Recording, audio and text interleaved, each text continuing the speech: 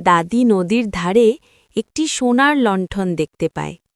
সে দ্রুত লণ্ঠনটি তুলে নেয়। দাদা লোভে পড়ে লণ্ঠনটি ছিনিয়ে নিয়ে বাড়িতে পালিয়ে যায়।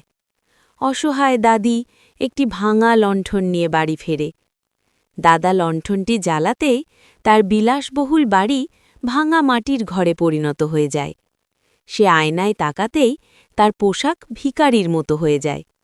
দাদা রাস্তায় ভিক্ষুক হয়ে যায়।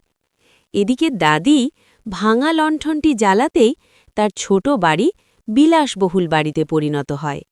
দাদি লণ্ঠনের সামনে একটি ফল ধরতেই হাজার হাজার ফল বের হতে থাকে।